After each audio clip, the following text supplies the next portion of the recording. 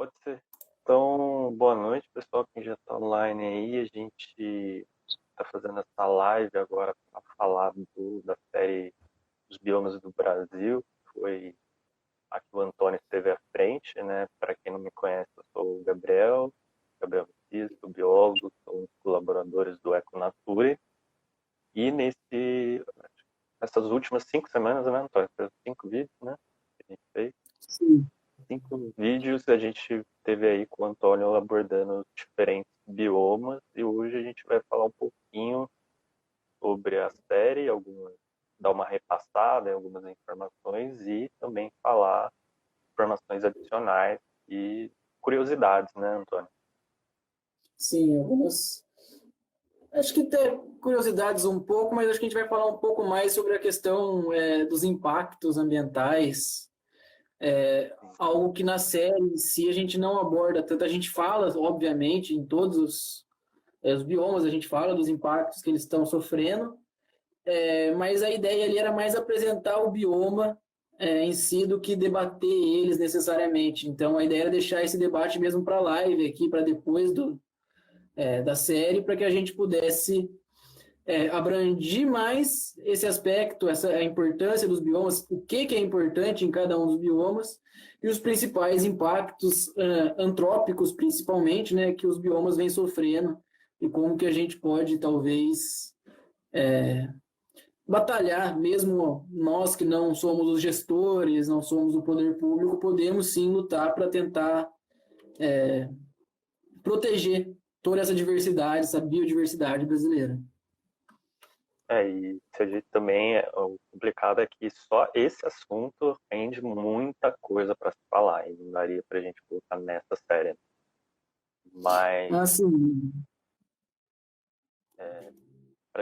só para a gente retomar, né, para quem talvez não tenha visto ou ainda não teve tempo de conferir, a gente falou de todos os biomas brasileiros, explicando um pouquinho de cada um deles, características gerais, certo?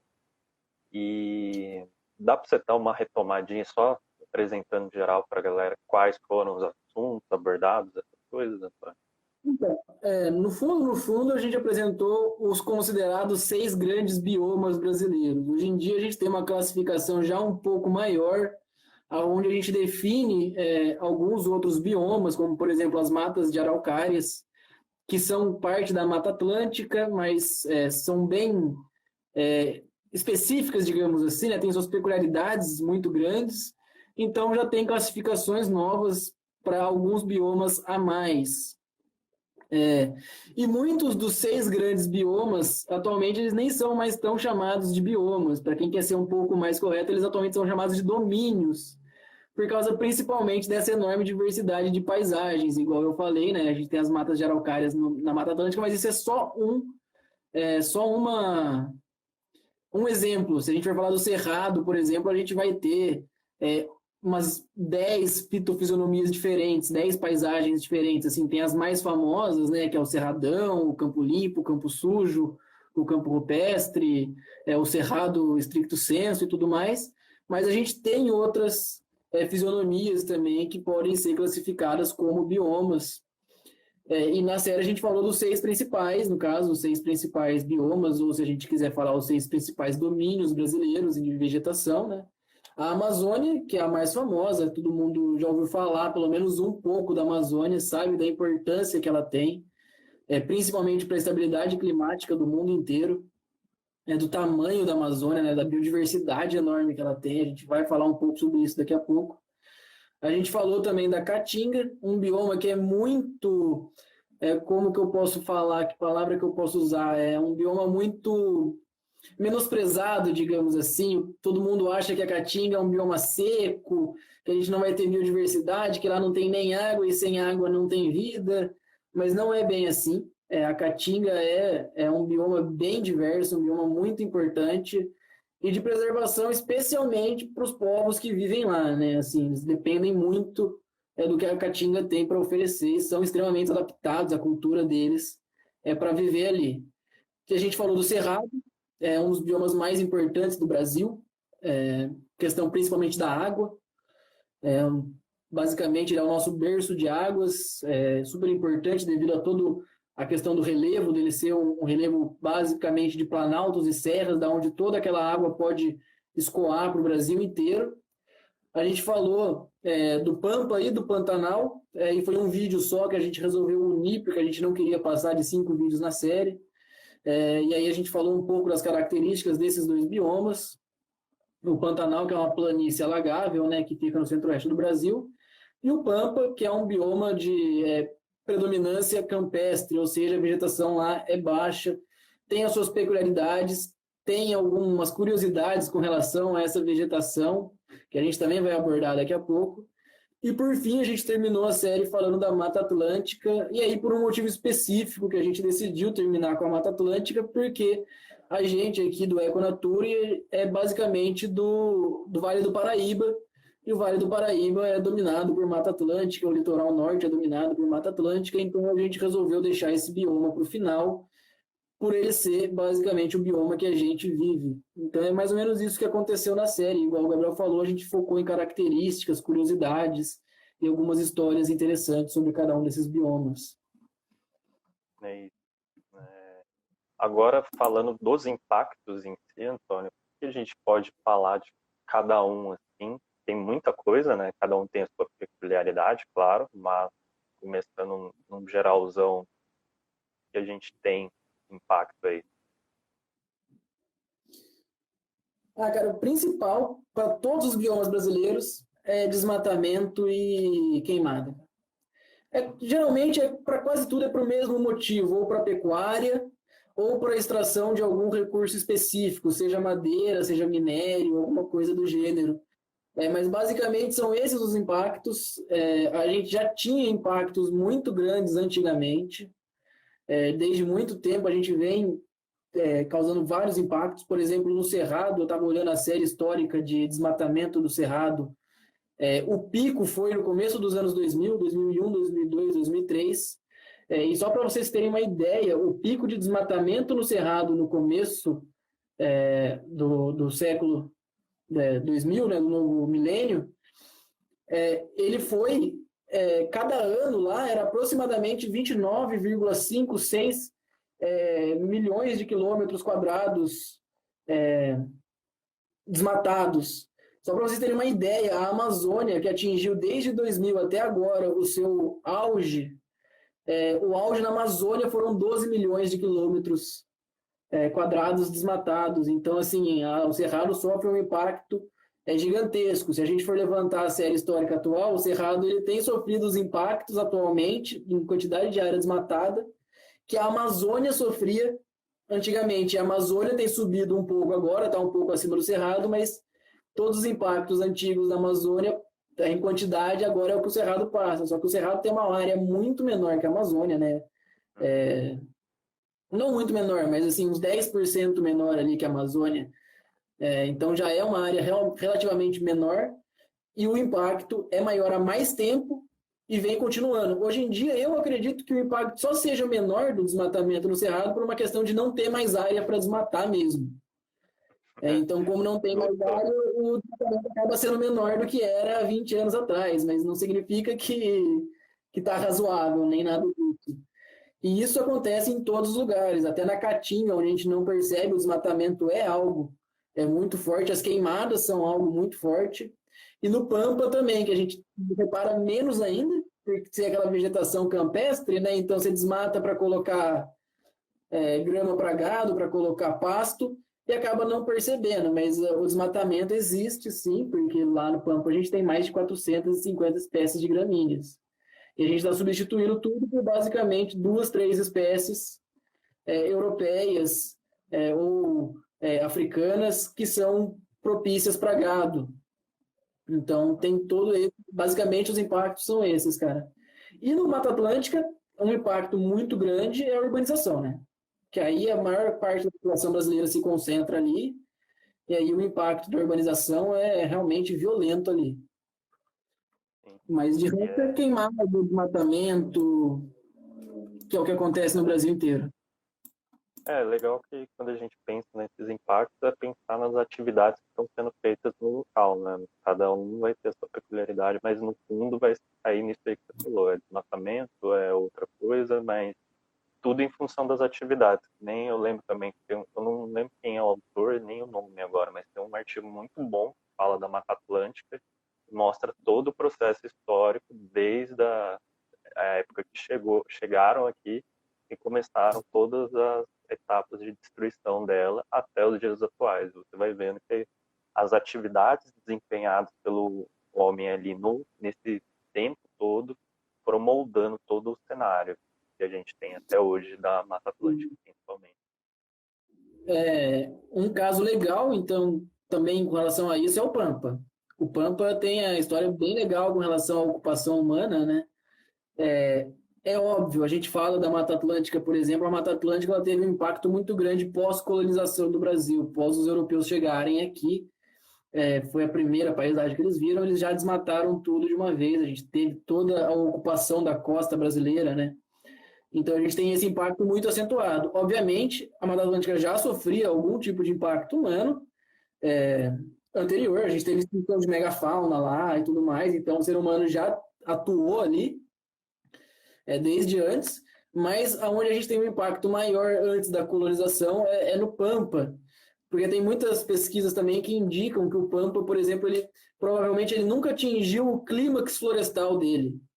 Na verdade, o impacto humano ali é tão antigo e é tão constante que a floresta nunca chegou a se desenvolver completamente, nunca chegou a ter um domínio mesmo biológico, vegetal, ali naquela região. E aí a gente tem aquele domínio campestre, mas a gente não sabe realmente se a gente largar o Pampa ali e ficar milhões de anos, não milhões, mas pelo menos uns 10, 20 mil anos sem entrar em contato com o Pampa, aonde ele pode chegar, onde ele pode nos levar, se ele pode virar uma floresta gigante ou se ele vai se manter mesmo aquela vegetação campestre que ele é. Então, o humano realmente ele impacta a natureza mesmo desde antes. Então, até essa ideia de conservação, vamos voltar um pouco atrás, ser um pouco mais natural igual antigamente.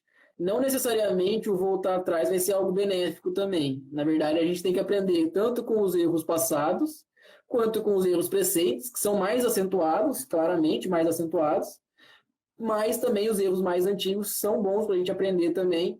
E no futuro agora, a partir de agora, né, nem no futuro, mas a partir de hoje mesmo, a gente começar a mudar o jeito que a gente tem tratado toda a biodiversidade brasileira em visão de proteger isso, né, para não perder mais do que já perdeu. Os números de perda são enormes. E aproveitando que você falou aí de biodiversidade e a gente está falando dos impactos, quais são os riscos, né, que envolvem esses impactos? O que a gente acaba perdendo no final com tudo isso? Então, cada bioma, na verdade, a gente vai acabar perdendo alguma coisa específica dele que só ele oferece para a gente. Em todos os biomas a gente pode falar de perda de biodiversidade, tanto animal quanto vegetal. Alguns biomas a gente pode falar mais da perda da biodiversidade em si, em outros a gente pode falar mais da questão do endemismo, mas no fundo, a gente vai acabar caindo na mesma coisa, caindo na biodiversidade, na perda de espécies. Um dos impactos enormes é a questão da biotecnologia, da farmácia, da produção de remédios. E aí a gente pode focar principalmente na Amazônia, mas em praticamente qualquer um dos biomas. A gente ainda não tem levantamentos 100% perfeitos. Tem biomas que já são mais bem levantados, obviamente, mas ainda não são todos que estão 100%, aliás, não tem nenhum 100%. Para a gente saber o que a gente está perdendo ou não ali na Amazônia, principalmente a questão ali de potenciais remédios, potenciais produtos que vão servir a população humana é muito grande, então a gente está perdendo muito isso com o desmatamento, né? Perdendo antes de conhecer.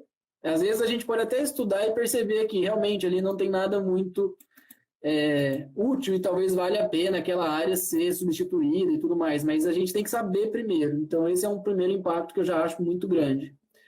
Aí o segundo vai ficar um pouco variável de bioma para bioma. Por exemplo, a Amazônia vai ter grandes impactos na quantidade de chuvas que chegam aqui no Sudeste. Sequestro de carbono também, aí relacionado ao mundo inteiro praticamente, é muito carbono que é sequestrado ali. E aí a gente pode até fazer um parênteses com aquela história do pulmão do mundo, a história que a Amazônia é o pulmão do mundo, mas não é bem isso. A gente tem uma confusão aí de conceitos. Um pulmão, ele consome oxigênio e libera gás carbônico. Uma árvore, ela consome gás carbônico e libera oxigênio, é o processo contrário. Então, uma árvore, ela não é um pulmão, propriamente.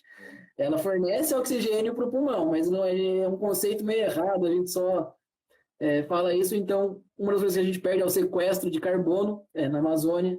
Quando a gente vai falar do cerrado, a questão da água, né, que eu já falei, principalmente a água. A caatinga. Aí a caatinga, a gente pode até achar que tem menos coisas, mas a escassez de informações lá é muito grande. Então a gente não sabe realmente o que a gente está perdendo ali direito. O que a gente tem certeza que está perdendo é espaço para comunidades tradicionais, porque elas estão perdendo o sustento delas. Elas vivem já daquela maneira, elas estão acostumadas com aquele clima semiárido, que já é difícil de sobreviver ali. E se a gente continuar degradando a caatinga, aí é um problema mais voltado realmente para a população humana que vive ali, especialmente as tradicionais. Com relação ao Pampa, um problema muito grande que a gente tem ali é o aquífero Guarani, um dos principais aquíferos de águas subterrâneas da América do Sul inteira. Então, a degradação do Pampa, a contaminação dos solos com agrotóxicos e tudo mais, é realmente um impacto grande, porque a água subterrânea, o Gabriel até pode falar mais sobre essa questão, que ele trabalhou com isso, mas é importantíssimo para o abastecimento humano. Então, se a gente perder um dos maiores aquíferos sul-americanos, a gente vai ter um grande impacto. E não só isso, o Pampa também é o lar de muitas espécies de abelhas, então ele proporciona polinização para vários outros biomas brasileiros também, por essas abelhas. O Pantanal, ele é um lar de biodiversidade enorme, e uma característica muito legal do Pantanal é que ele agrupa populações de espécies de vários biomas brasileiros. O endemismo lá é baixo, a gente tem muita espécie que a gente encontra em outros biomas. Mas as espécies lá, elas tendem a formar populações maiores, porque o Pantanal está um pouco mais conservado. Então, ele serve meio que como um refúgio. A gente tem ali, então, amostras maiores de diversas espécies, o que é super importante a gente proteger. Porque se a gente está perdendo em outros biomas, vamos garantir, pelo menos, onde a gente não tem esse impacto tão grande. E a Mata Atlântica, né? A Mata Atlântica aí é difícil a gente falar, porque a Mata Atlântica ela abastece basicamente 70% da população brasileira.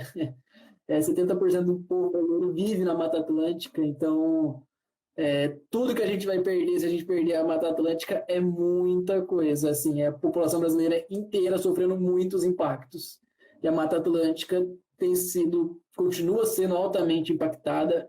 Ela é o bioma mais impactado brasileiro e a gente não para de impactar ele. A gente não entendeu ainda que se tem um bioma brasileiro que não dá mais para fazer nada, é a Mata Atlântica. Ali acabou, bicho, acabou, não tem mais o que fazer. Ali você tem que parar mesmo, não tem mais solução. A única solução para a Mata Atlântica agora é só parar mesmo as atividades e restaurar o bioma. Sim. Eu, assim, falando dos impactos aí que você falou, das consequências, né, dos impactos, eu acho que dá para destacar, que eu vejo como relevante aí bastante, é a questão das populações tradicionais e também aí engloba os indígenas e todos que têm uma função muito importante quando a gente fala dos biomas, porque além de proteger eles pelo cuidado de ter maior relação com o ambiente, que é diferente geralmente de pessoas que estão no ambiente urbano ou não tem tanto essa relação de população tradicional, e tem esse cuidado maior com o ambiente. Além disso, eles guardam muitas informações que são válidas para a gente. A gente acaba falando que é o etnoconhecimento, né? Então, eles são chave fundamentais de entender também muitos biomas. Nem ontem a gente estava fazendo a live com a Carolina Esteves e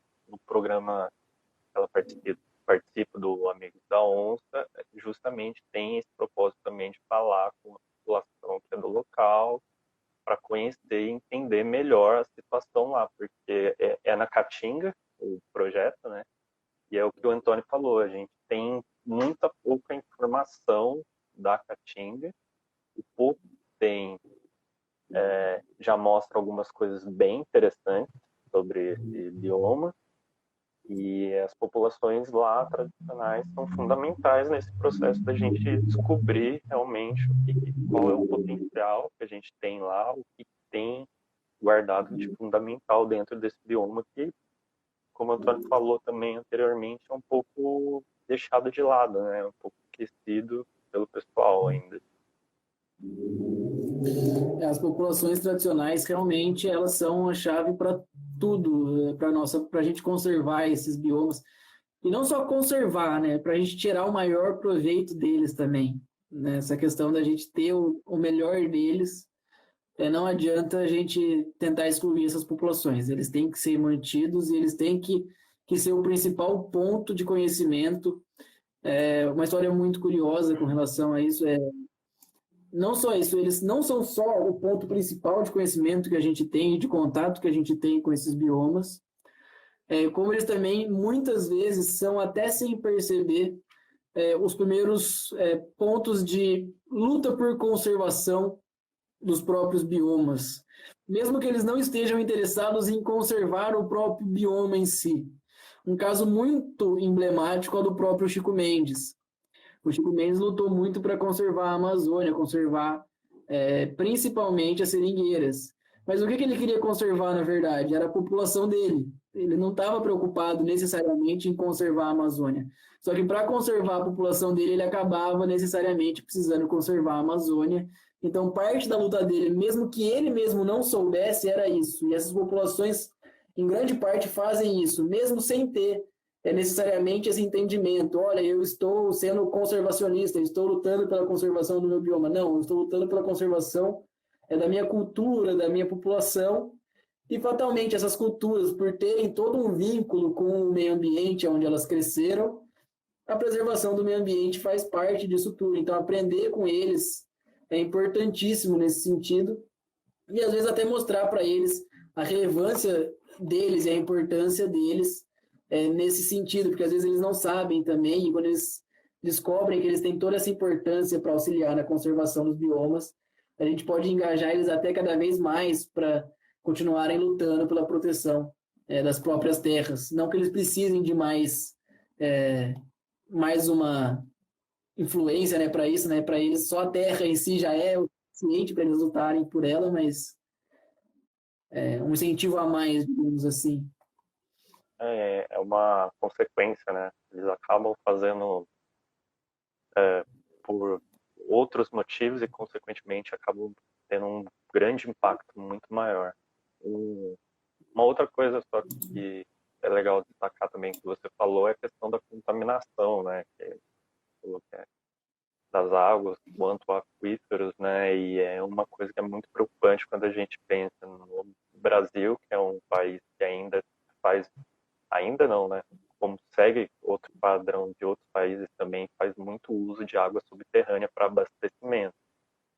Então, é um fator que a gente tem que ficar ligado, porque contaminou a água é o problema, que é um recurso fundamental para a gente, e gera também a questão quando a gente fala, por exemplo, das áreas de plantação de soja ou outras monoculturas grandes que vão ganhando espaço aí em frente a biomas, a gente tem a contaminação do ambiente como um todo, né? E isso causa danos principalmente para a fauna também, que já é comprovado que muitos animais acabam se contaminando e tendo bioacumulação, que a gente chama, né? E passando para outros e outros, que pode, consequentemente, chegar até nós também. Então, é um fator também que a gente tem que ter muita atenção quando fala de biomas. E principalmente no caso da gente aqui que está na Mata Atlântica, que é um lugar ótimo para acontecer isso. Quanto mais gente, mais chance. E não só a bioacumulação, né? A gente tem que ficar preocupado também com a biomagnificação, que é quando essa concentração ela começa a aumentar dos contaminantes de acordo com o nível da cadeia trófica. Então, a gente vai tendo espécies mais acima no nível da cadeia alimentar e vai aumentando essa contaminação por uma questão proporcional. Não cabe aqui ficar explicando exatamente isso, mas basicamente isso ocorre. Então, é comum a gente contaminar uma água que contamina um peixe, e a gente come o peixe e a gente fica mais contaminado do que o próprio peixe por causa dessa biomagnificação. Isso ocorre na cadeia alimentar de maneira geral, né, no caso, mas é outro impacto, além da bioacumulação, que é simplesmente a gente manter, ir acumulando sem eliminar algumas toxinas, algumas coisas, alguns contaminantes, né? Tem a biomagnificação, que acaba sendo ainda outro fator problemático, que além de a gente aí acumular, a gente ainda aumenta essa concentração de contaminantes. E também, além dessa questão das águas, né? A gente falou das águas, a gente falou do queimada, desmatamento. E todos esses impactos, eles acabam sendo correlacionados. Acaba sendo, às vezes, a gente não percebe, mas um impacto da própria agrotóxico que vai na terra e aí cai no lençol freático e aí chega no rio e aí contamina o peixe. E a gente pode estar atrapalhando um pescador que está a quilômetros de distância. Então, tem toda essa cadeia também que às vezes a gente deixa de pensar nos impactos de uma maneira geral de tudo que a gente está fazendo. Então, se a gente for analisar também a fundo tudo mesmo, os impactos de maneira geral, acho que a gente não vai parar, porque a cadeia é muito grande. Eu acho que a gente vai ficar ali indo de um lado para o outro e achando sempre, nossa, mas aqui ainda impactou ali. Aí você vai achar outro caminho, uma outra rede de impacto surgindo e tudo mais. Então é complicado. É uma bola de neve, exatamente. Muita coisa envolvida aí. Mas, apesar de tudo isso, né, Antônio, apesar de ter muito impacto, tem também iniciativas aí voltadas a tentar melhorar isso, né? Em todos os biomas, praticamente. Acho que todos têm, né? Só um que eu não lembrei. Não conheço nenhum, não todos os biomas têm. Tem pelo menos algum trabalho de conservação tem. Todos têm pelo menos um. No caso, legais, os mais, assim, não legais, todos são muito legais, mas alguns bem bons. O da Carol, que o Gabriel acabou de comentar também, dos Amigos da Onça, é muito bacana na Caatinga, principalmente por causa dessa ação que ele falou, do contato com as comunidades tradicionais para adquirir o conhecimento. Então, é um trabalho bem relevante. A gente tem trabalhos no Pantanal, a gente tem trabalhos na Mata Atlântica, na Amazônia, em todos os cantos do Brasil, praticamente. O que a gente precisa fazer mais é conhecer esses trabalhos, uma coisa que a gente tem tentado fazer, né? A gente está começando agora com as lives e convidando pessoas que possam trazer esses trabalhos para o nosso público, para as pessoas que acompanham a gente. E quando a gente conhecer, também valorizar. Porque é um grande problema do brasileiro também, é desvalorizar o que a gente tem, achar que é mal feito, e não. Principalmente nessa questão da ciência e do meio ambiente, eu acho que os brasileiros que trabalham com isso, sem ser governante, mas os brasileiros que trabalham com isso, que dependem disso para viver e que estudam isso, são muito capacitados. A maioria, a grande maioria, são muito capacitados. Eu cansei de conhecer cientista ponta de linha no Brasil, que em qualquer outro lugar do mundo ia ser super valorizado, estudando formiga. Assim, um grupo que a gente acha que não tem importância nenhuma, mas os melhores cientistas do mundo, alguns são brasileiros estudando formigas, e é um negócio sensacional. E eles escrevem e falam de serviços ambientais que essas formigas proporcionam. E não só formigas, né? A gente pode ir falando de diversos grupos. Então, a gente tem, sim, brasileiros ótimos para fazer tudo isso. A gente não pode desvalorizar, a gente não pode cair nesse erro, que acho que é o principal erro que o brasileiro comete quando a gente tem bons trabalhos, é desvalorizar. E como o Gabriel falou, a gente tem um monte. A gente já citou o da Carol, mas a gente tem outros. Se ele quiser falar alguns aí, eu conheço alguns bem bacanas, mas... Acho que dá para citar um que é assim, clássico também, é o Instituto Arara Azul, aí, que era no Pantanal, com a Neiva Guedes, que é muito conhecido, e, se eu não me engano, não lembro se foi ano passado até, que teve uma publicação do Maurício de Souza, que foi do Maurício de Souza, da Turma da Mônica, né? Lembra? E foi relacionado a esse programa também, que foi bem legal, e ela foi homenageada, porque eu não lembro quantos anos fazem que ela já trabalha com isso, mas é muito tempo, e ela é uma referência. É o que o Antônio falou, são pesquisadores que estão ali, de topo ali, que são referências e muitas vezes não são tão conhecidos assim. São conhecidos quando a gente fala todo mundo, assim, na população geral, né? No nosso meio aqui a gente conhece, né? Mas Sim. não tanto no geral. Tem o clássico também, que é o Projeto Tamar, né? Que a gente tem no Mata Atlântica, que fica é em Ubatuba, Caraguá, que fica aqui perto da gente. Batuba. Batuba. Ubatuba, O Paraguai também, um dos dois fechou. Eu Eu sei que não tem lembro. Ubatuba, tem certeza que tem Ubatuba. Eu sempre confundo qual que é das duas cidades, mas o Projeto Tamar, que é muito conhecido, que tem aqui, né, perto da gente, no Vale do Paraíba, que fica lá no litoral norte, mas também tem em outras regiões de toda aí pela faixa litorânea, também eles atuam. Tem o Instituto Procarnívoros, que é o relacionado com a Itaú Amigos da Onça, que a gente citou. Eles também têm um projeto que chama o Lobo Guará, também no Cerrado, que daí tem o Rogério de Cunha Paula, que também é bastante conhecido pelo trabalho com isso. Deixa eu ver. A gente tem muito projeto, né? Programas que dá pra gente ficar falando, mas eu acho que esses, assim, já dá para ter uma ideia para a gente começar a procurar, né? Pelo menos para atiçar a curiosidade aí do pessoal. Sim.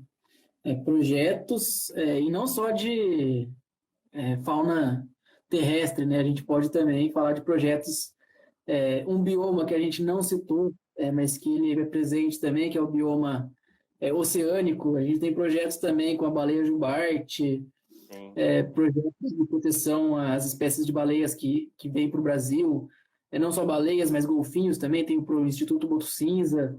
Então, a gente também tem esses projetos que são no bioma oceânico, que eu acabei não citando. A gente tem projeto com peixe-boi na Amazônia, tem vários projetos que vão envolver, além da fauna terrestre, a fauna aquática, e também tem de proteção de vegetação, né, de biomas ou de plantas específicas, como, por exemplo, deixa eu ver se eu lembro algum projeto específico. A gente tem, bom, a gente tem o Instituto Pau-Brasil, mas ele não é tão necessariamente voltado para a conservação do pau-brasil, ele é mais voltado para uma questão de educação ambiental. Agora, de cabeça, eu não estou conseguindo lembrar, mas eu sei que tem projetos também na questão botânica, no caso, na questão das vegetações. É que a gente trabalha muito com a questão da fauna, a gente acaba meio que esquecendo algumas coisas dessa outra área, né? não lembro agora de cabeça, não lembro. Mas eu lembrei de outro também que é muito importante, que foi reconhecido recentemente também, é o com as antas, né? Que tem a Patrícia Médici também, que antas que são Sim, fundamentais no processo de regeneração florestal aí, de recuperação de matos, né? Que elas são dispersoras de sementes, são chamadas até de jardineiras, né? acho Mas que tem um estudo que mostra que elas são mais importantes do que quase tudo para dispersão de semente, acho que é no Cerrado. Não tenho certeza agora do estudo que é. Eu lembro que eu achei interessante, que era assim, que achava que a importância de outras espécies, mas que a importância da anta é assim, ela supera praticamente todas as outras espécies juntas. É um negócio meio assustador, você vê o quanto que a anta é importante. sim, e a gente não faz tanto essa ligação, né? Não imagina tanto. Principalmente Sim, para gente que está aqui também na Mata Atlântica, que não tem, não vê, não é tão típico de um animal desse tipo, e a gente fica meio afastado, vamos dizer. sim. Mas então eu acho que é isso, né, Antônio? Você queria pontuar mais alguma coisa pra gente aí? Eu não vejo mais nada. Acho que tudo que, assim, que não foi pontuado na série, a gente conseguiu falar aqui agora, rapidinho. Falamos sobre os impactos, falamos sobre alguns projetos de conservação, falamos da importância deles de novo, reforçamos um pouco da importância, né? Eu Uhum. acho que é realmente que foi isso mesmo, Gabriel. Acho que para a série dos biomas, agora já não tem mais muito o que ficar. Nenhum assunto muito perdido. Talvez no futuro a gente lembre, mas aí quem sabe a gente não faz uma outra live, não faz Sim. um outro vídeo para colocar um pouco mais de coisa. Mas acho que por hoje é só.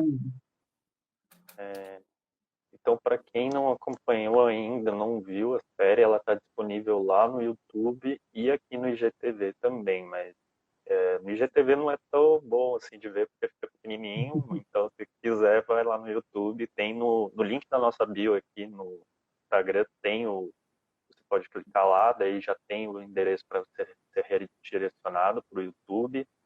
Lá também tem outros vídeos falando de outros assuntos que a gente tocou aqui, como contaminação de água, questão falando de saneamento, que é um assunto super importante, se relaciona muito com a questão de qualidade de biomas também. Semana que vem já Tem, começa uma nova série de vídeos, né? Diferente, uma coisa um pouco mais, um pouco diferente do que a gente estava apresentando até agora, que eu acho que o pessoal vai gostar bastante também. tem uma pegada um pouco diferente. E dando um leve spoiler aí, para quem gosta de fauna, principalmente, tem um prato cheio aí que é um assunto bem interessante. E eu acho que é isso, né, Antônio? Eu não esqueci de nada, né? Nenhum recadinho, mas é isso, né? Então é isso, Gabriel. Valeu. Tranquilo. Então, boa noite aí, pessoal. Boa Até noite, mais. pessoal. Até a Tchau. próxima.